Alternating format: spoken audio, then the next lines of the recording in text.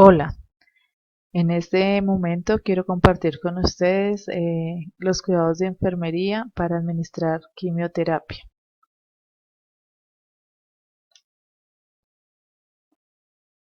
El primer paso que hay que tener en cuenta cuando administramos este tipo de medicamentos es verificar la identificación del paciente, el esquema, el ciclo, el día, los medicamentos que tiene para ese día, las dosis y los horarios.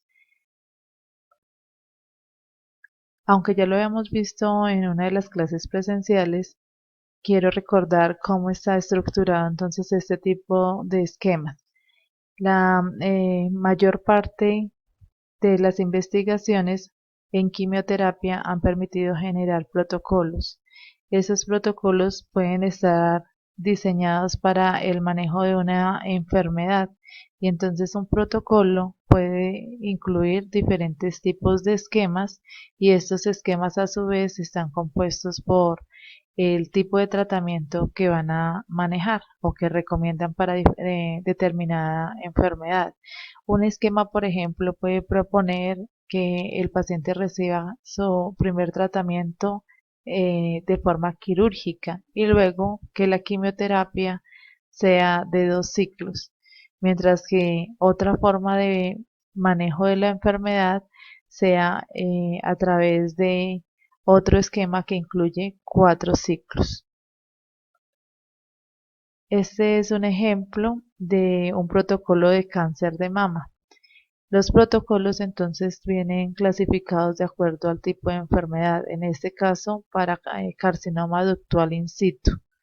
De el protocolo se derivan entonces todos los pasos de manejo de la enfermedad, incluyendo el diagnóstico.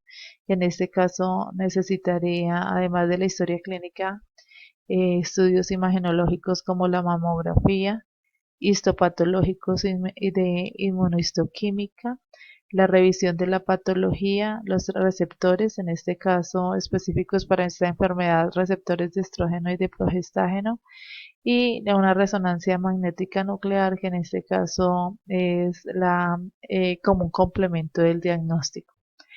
Después de esto, el protocolo define el tratamiento primario y los tratamientos secundarios de acuerdo a cómo se presente la enfermedad. Para el cáncer de mama ductal se deriva entonces el paciente a una cirugía conservadora y define las características de esa cirugía. Luego se seguiría el tratamiento con radioterapia y el estudio del ganglio centinela. Otra opción en tratamiento primario es una mastectomía total con biopsia del ganglio centinela y de acuerdo a esto se haría reconstrucción. Y habla de las condiciones especiales de cuando el paciente se debe evitar radioterapia o no es candidato a este tipo de tratamiento.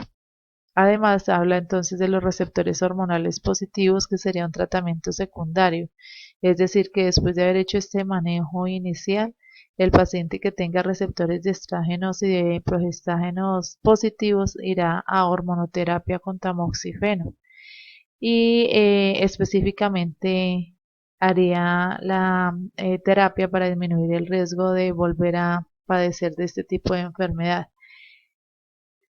Por último, este tipo de protocolo define el seguimiento, que en este caso sería hasta por 5 años después de haber terminado el tratamiento.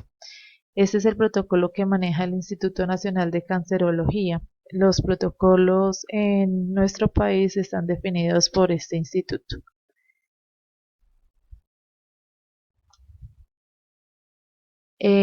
Cada protocolo, entonces, como les decía, tiene definidos los tratamientos según el tipo de cáncer. Aquí vemos que este protocolo entonces seguiría para cuando el cáncer ya es de tipo invasor, clasificaría la enfermedad de acuerdo al TNM y los diferentes estadios e igualmente definiría las opciones de tratamiento. En este caso, haría un tratamiento radioterapéutico primario.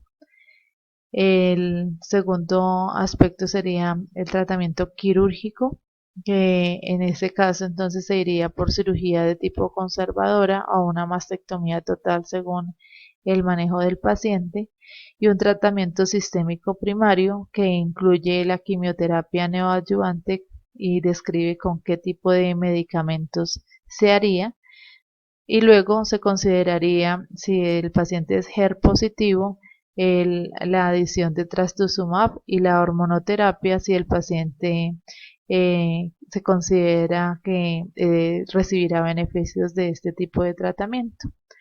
Por último, entonces se habla de la terapia sistémica adyuvante, que es ya de un manejo de más largo tiempo. Luego del protocolo, como veíamos en la primera imagen, el protocolo entonces es macro y de él se derivan los esquemas. Entonces, en este protocolo, por ejemplo, se habla del régimen adyuvante para pacientes que no requieren trastuzumab porque el HER2 es negativo, y nos dice los diferentes esquemas que se podrían utilizar en estos pacientes. El oncólogo lo que hace es, de acuerdo a las características del paciente, elegir uno de estos, el que en su concepto sea el más benéfico para el paciente. Y benéfico significa que se logre la mayor sobrevivencia del paciente y se define entonces el manejo que se va a dar. Ejemplo, el esquema denominado AC incluye los medicamentos de doxorubicina y ciclofosfamida, mientras que un AC con paclitaxel incluye la doxorubicina ciclofosfamida, pero adiciona el paclitaxel. El EC es un esquema que incluye la epirubicina y la ciclofosfamida.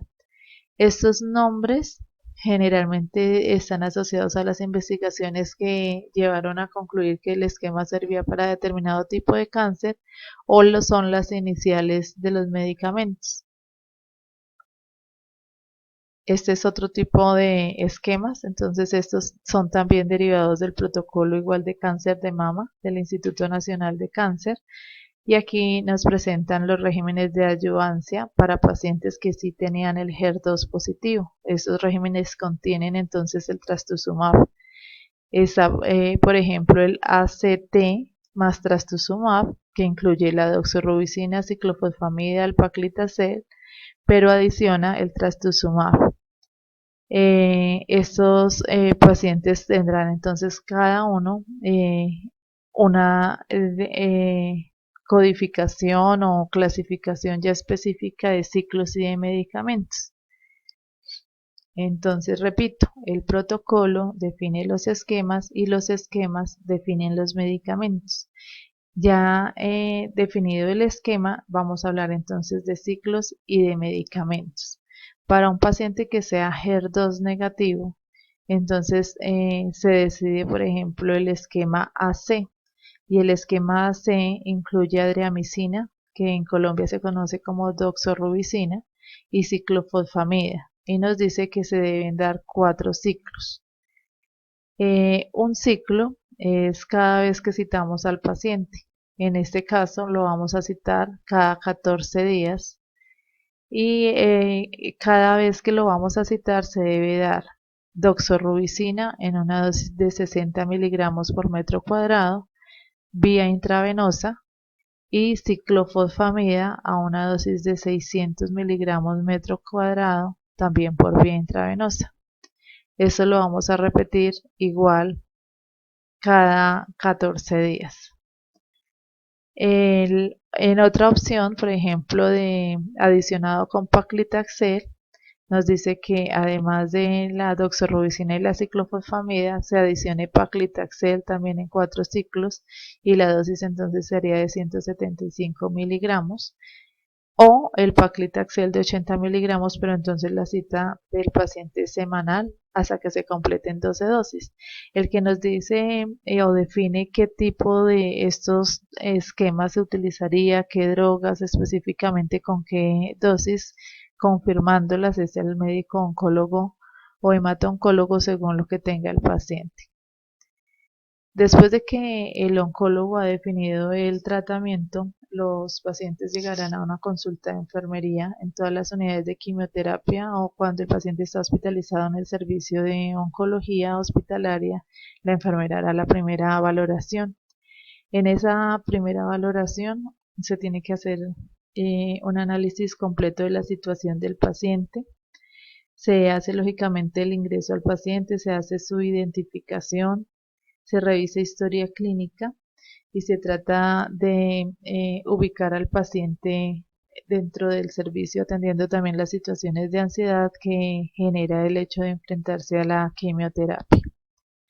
Cuando conocemos al paciente, tenemos que enseguida abrir entonces una hoja de CARDES que iremos aprendiendo a manejar a lo largo de estas clases virtuales. En este caso, estoy utilizando un esquema que tiene una historia clínica en una farmacia de un hospital de España. Este es un CARDES para un paciente de linfoma no Hodgkin y el esquema se llama Hipercivad por terapia intratecal. El protocolo de este hospital hace que en la historia clínica de una vez se genere este tipo de CARDEX. Entonces, dependiendo la unidad oncológica donde desarrollemos nuestro trabajo, se generará un CARDEX diferente. En este CARDEX, entonces en la parte de arriba dirá qué tipo de esquema tiene el paciente. Aquí dice que el esquema va a durar 42 días, cada 6 semanas. El paciente tendrá entonces terapia o quimioterapia y que lo alterna de diferentes formas.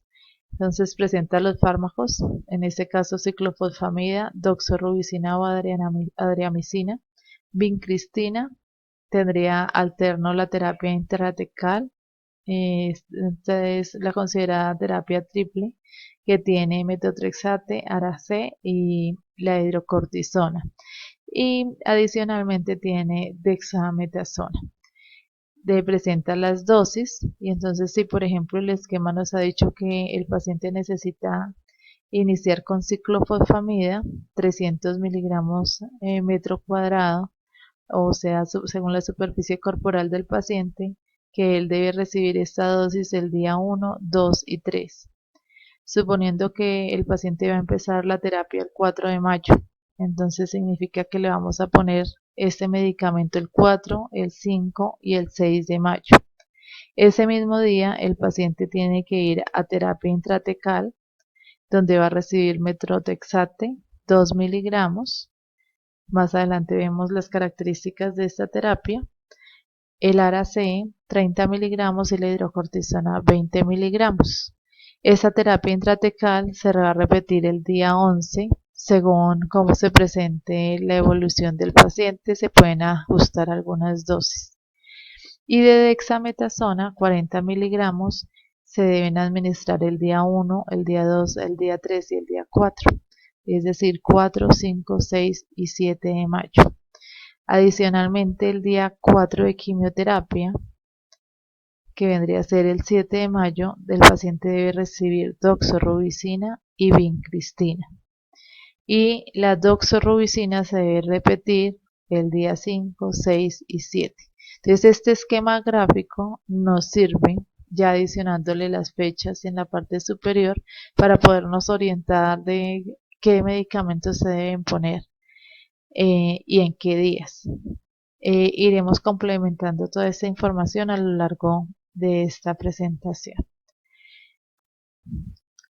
Como notaron, en los medicamentos generalmente se utiliza la superficie corporal total para poder determinar la dosis del paciente.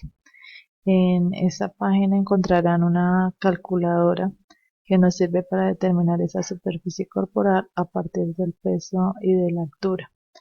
En los pacientes de quimioterapia se suele utilizar este tipo de medida porque el peso del paciente oscila muy fácilmente, disminuye a partir de la enfermedad misma y de los medicamentos.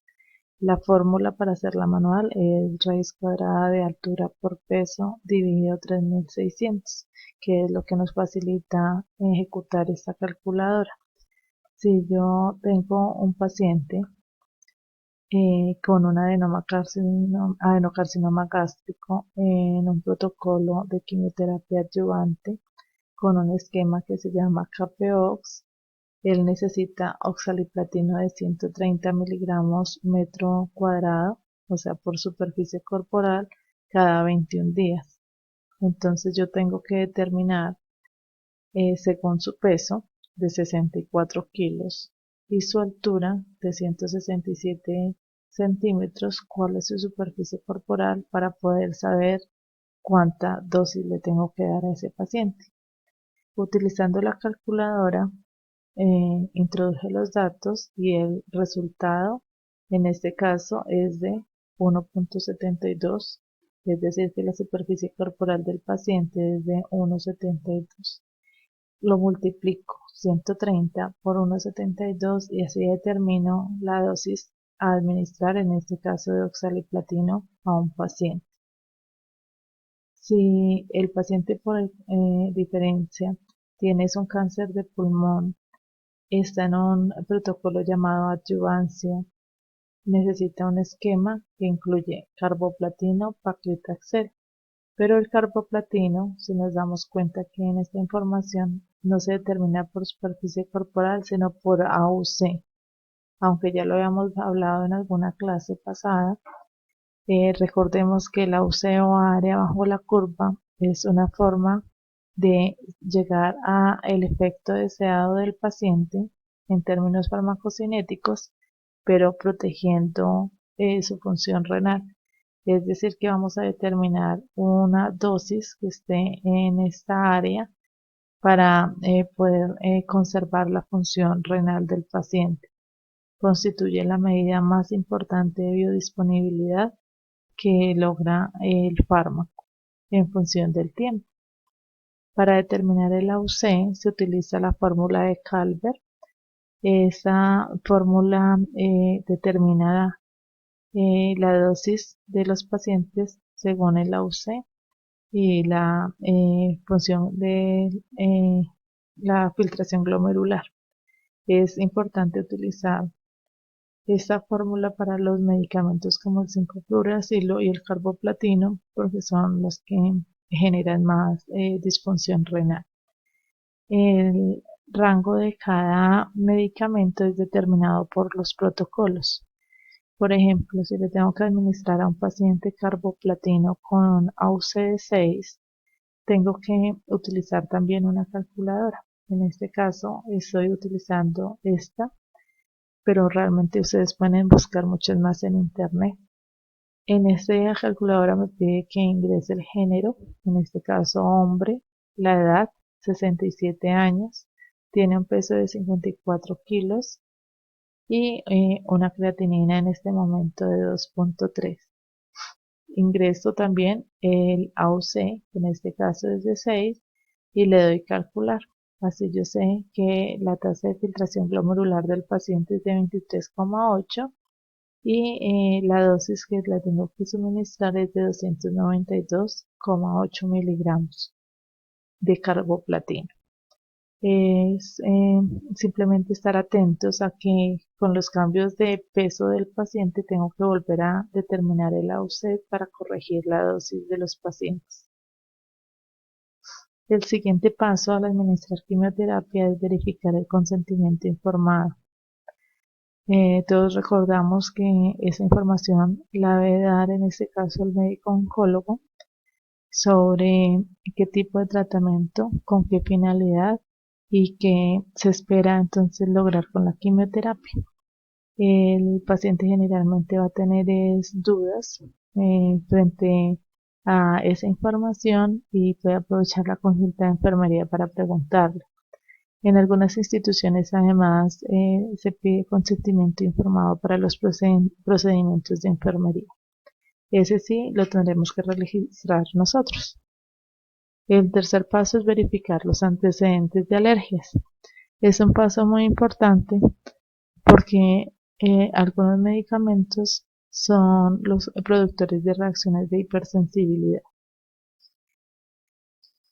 Entre estos están, por ejemplo, los derivados del platino, como el cisplatino, carboplatino, oxaliplatino, y los taxanos como el paclitaxel, docetaxel.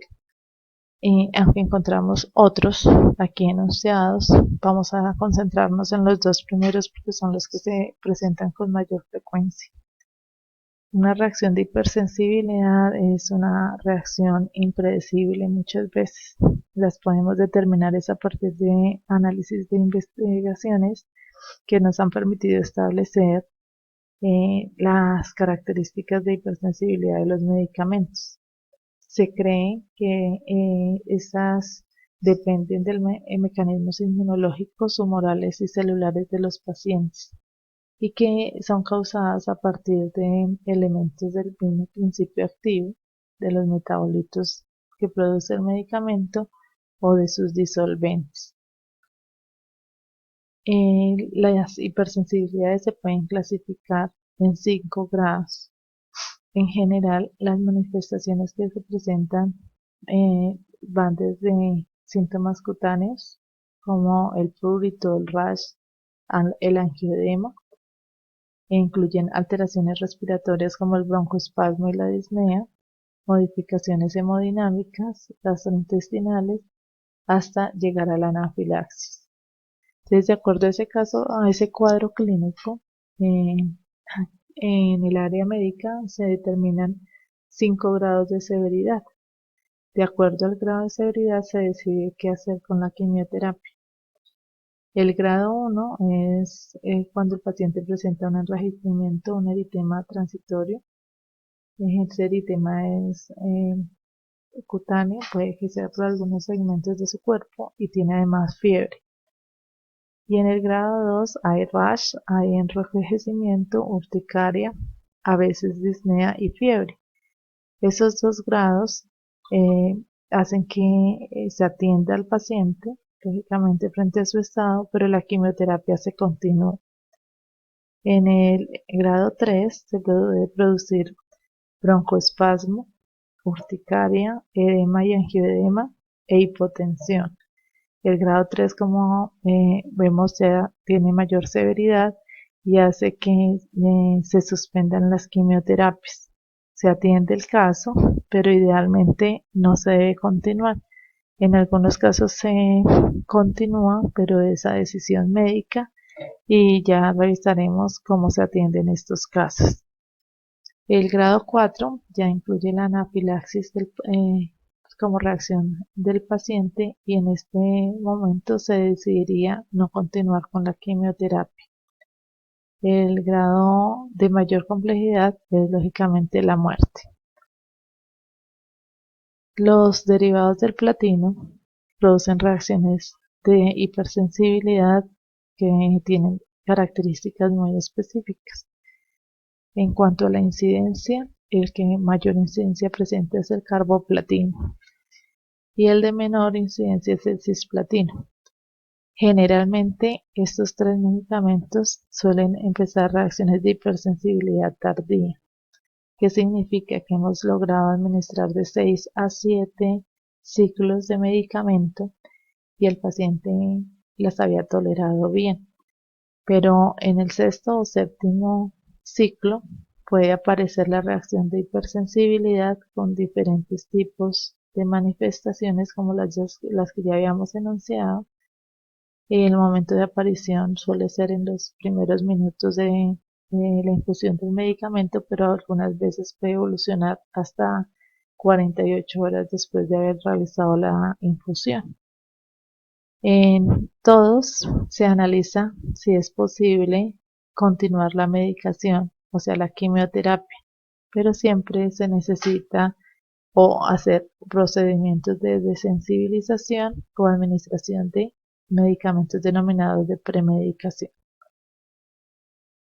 El protocolo de sensibilización es una forma de reintroducir de forma gradual las cantidades de medicamento que el paciente necesita. Estos protocolos se deben aplicar en unidades de cuidado intensivo para que en caso de que el paciente presente anafilaxia se pueda resolver de forma adecuada. Estos protocolos se basan en la preparación de 3 soluciones y cada solución es administrada de forma gradual hasta lograr una velocidad de infusión que necesitamos de acuerdo a la dosis del paciente. Esas soluciones se administrarían entonces en 12 pasos, previa medicación y unidad de cuidados intensivos. Aquí tenemos un ejemplo, es un protocolo de sensibilización para un paciente que necesita entonces un platino en una dosis de 500 miligramos. Se preparan 3 soluciones denominadas A, B y C. La solución A estaría en un volumen de 250 mililitros a la concentración más baja, en este caso en 0,02 miligramos mililitro, y significa que estaríamos poniendo una dosis total de 5 miligramos. En la solución B tenemos 250 mililitros, una concentración de 0,2 miligramos mililitro y tendríamos 50 miligramos.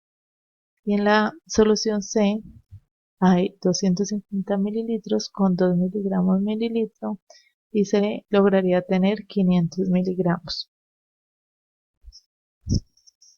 Cada una de estas soluciones se va a administrar con 4 diferentes tipos de velocidades. Entonces, 4 de solución A, 4 de solución B y 4 de solución C. Las velocidades se van a ir aumentando progresivamente. Por ejemplo, en el primer paso, la solución A se empieza con 2 mililitros hora y se mantiene así por 15 minutos.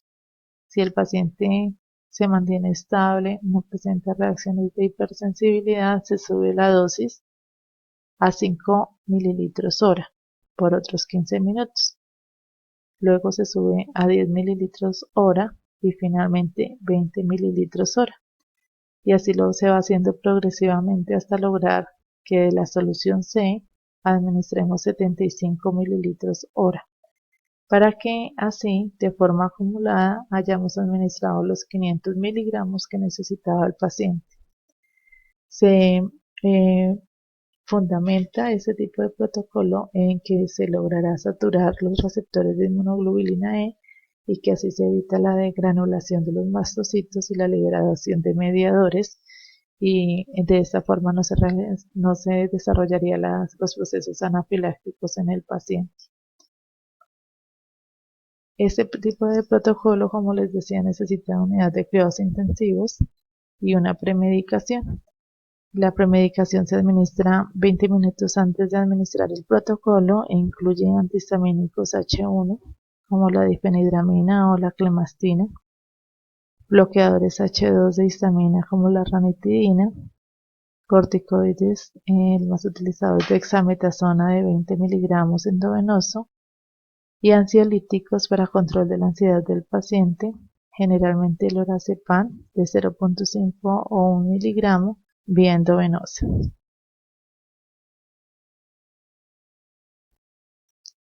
Continuamos con las reacciones de hipersensibilidad para los medicamentos taxanos como el paclitaxel y el docetaxel.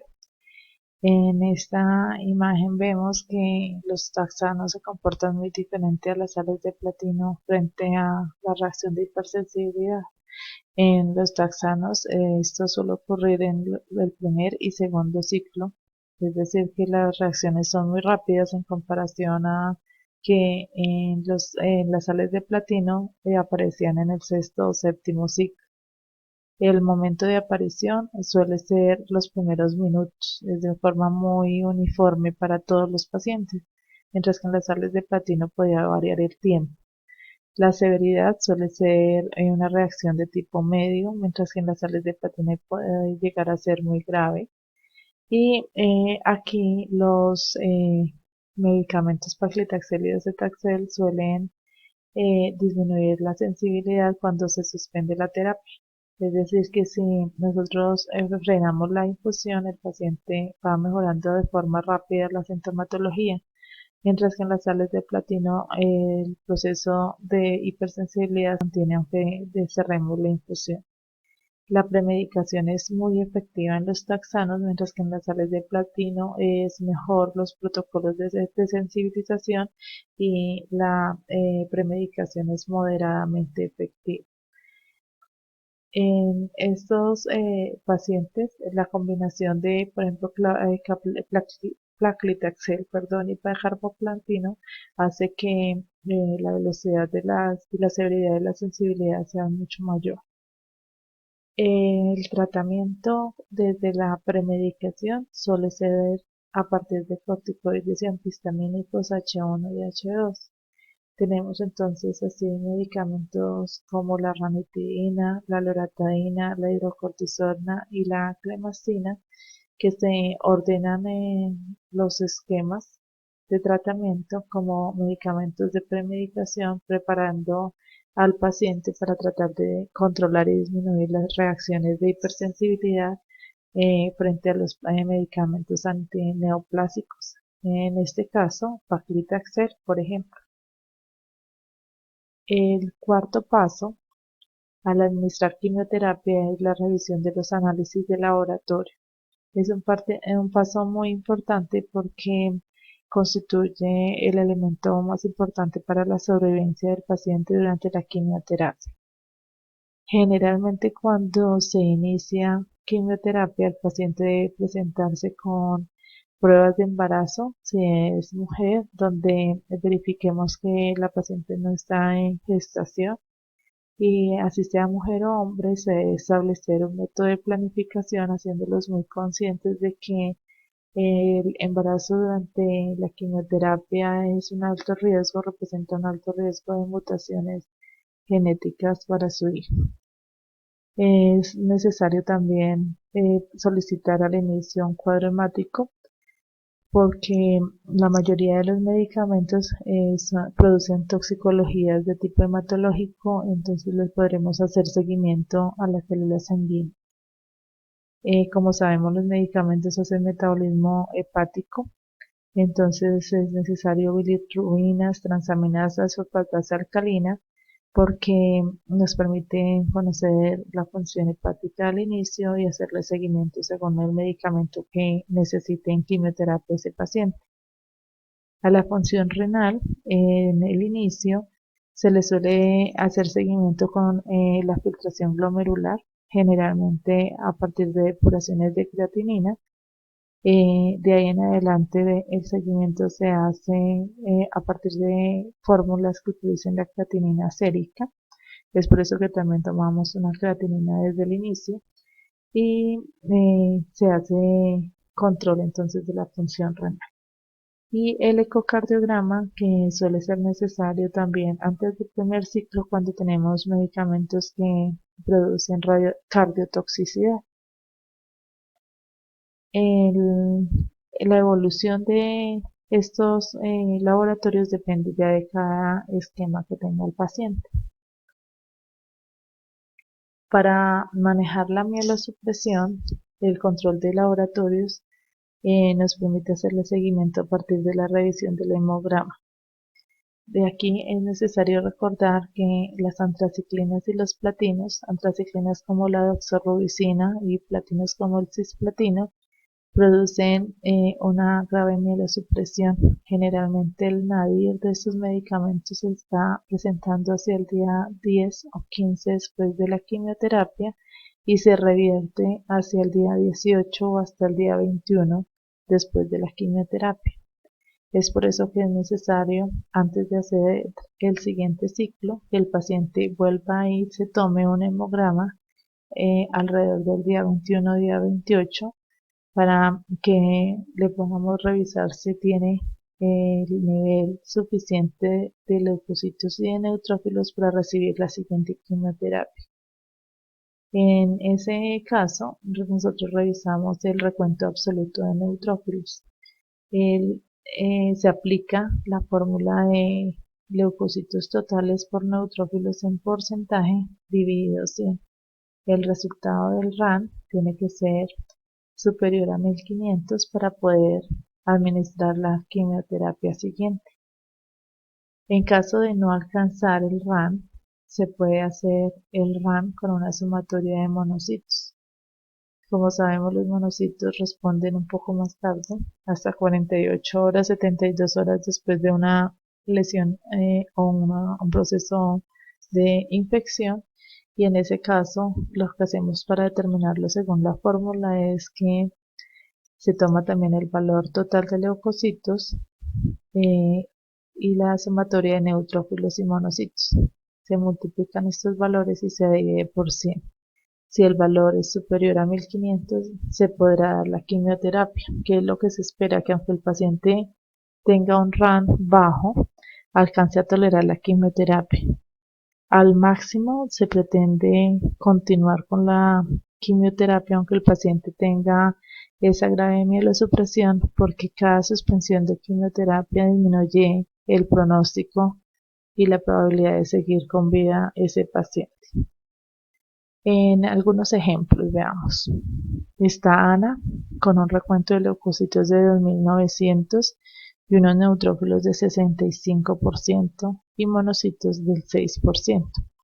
Al aplicarle la fórmula del RAN, nos da 2900 por 65% dividido 100 es un RAN de 1885.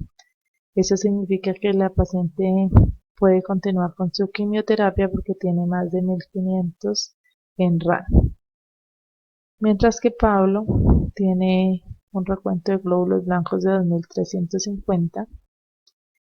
Como sabemos ya por debajo de 2500 están en muy alto riesgo. Además los neutrófilos y los monocitos los tienen en 56 y 9%, aunque esos valores están como dentro de los parámetros normales, lo que se da es un recuento bajo de leucocitos. Efectivamente, cuando aplico el RAN, me da 1316, que indicaría que se debe frenar la quimioterapia. La opción que nos dan los mismos oncólogos es que se adicione al RAN la suma de los monocitos. Lo que hacemos entonces es sumar neutrófilos y monocitos, multiplicarlo por los leucocitos y dividirlo por 100 y así da 1527 y ese paciente podría seguir en quimioterapia. En los casos de mielosupresión, el tratamiento más efectivo es el factor estimulante de colonias de granulocitos. Existen medicamentos como el filgrastim que se administran 24 horas o hasta 48 horas después de terminar la infusión de medicamentos que producen mielosupresión, en este caso como la doxorubicina y el cisplatino. Y lo que hace el medicamento es renovar como tal las colonias, estimularlas a que vuelvan a dividirse y mejorar entonces los niveles. En este esquema vemos que al paciente le ordenan junto con los medicamentos de quimioterapia, le ordenan filgrastim día 2 según el concepto del médico tratante. Ese medicamento lo que va a hacer es igual estimular las colonias de granulocitos tratando de que el nadir sea mucho más corto. El otro efecto que se sigue con el control de laboratorios es la trombocitopenia y la anemia. Igualmente requieren entonces la valoración de hemograma. Se debe tener en cuenta que para continuar el manejo de quimioterapia, el paciente debe tener un mínimo de 75.000 plaquetas, si es un paciente de hemato-oncología, y un mínimo de 100.000 plaquetas en los pacientes de tumores sólidos. En hemoglobina se puede seguir quimioterapia si el paciente tiene mínimo 8 gramos por decilitro y no tiene síntomas, o 10 gramos por decilitro como mínimo para los pacientes que manejan quimioterapia, radioterapia de forma concomitante. En los pacientes la forma de manejo de estas alteraciones es a través de transfusiones de hemoderivados. Se considera una indicación de transfusión de plaquetas tener un nivel por debajo de 20.000 y transfusión de glóbulos rojos cuando se tiene un nivel inferior a 7 gramos por decilitro. Lógicamente se analizan beneficios y desventajas de estos procedimientos frente a la situación del paciente. El siguiente efecto de toxicidad que controlamos a partir de exámenes clínicos es la cardiotoxicidad. Se considera que es el daño que se le hace al miocardio a partir de los medicamentos de quimioterapia que se administran, como la doxorubicina, la epirubicina, el 5-fluoracilo, el trastuzumab y la ciclofosfamida. Cada uno de ellos produce diferentes tipos de lesiones. Esas lesiones sobre el miocardio se clasifican como una cardiotoxicidad aguda, que es la que se produce en la fase inicial del tratamiento, generalmente a las pocas horas. Se manifiesta como taquicardia supraventricular y suele desaparecer con la interrupción de la infusión. Otros pacientes presentan cardiotoxicidades de tipo crónico. Esas son las que aparecen hasta 30 meses después de la última dosis. El pico suele ser hacia los 3 meses de manejo de un tratamiento y desarrollan miocardiopatías degenerativas que no se resolverán en el resto de la vida del paciente. Hay cardiotoxicidades de tipo tardío, estas aparecen 6 a 20 años después de haber terminado el tratamiento, también suelen evolucionar a procesos crónicos. Y las arritmias y cardiopatías isquémicas que se producen en las primeras horas de infusión son más frecuentes durante el segundo ciclo de alguno de estos medicamentos y desaparecen espontáneamente luego del manejo farmacológico del evento. El quinto paso es en la administración es explicar el procedimiento al paciente y la familia. Aquí se requiere que seamos muy detallados en cómo se van a administrar los medicamentos, los efectos adversos, los cuidados que requiere el paciente en su hogar y el apoyo que necesita por parte de la familia y de otros miembros del equipo de salud. Y con esto terminamos este video. Si quedan dudas o inquietudes, puede escribir a mi correo. Gracias por la atención.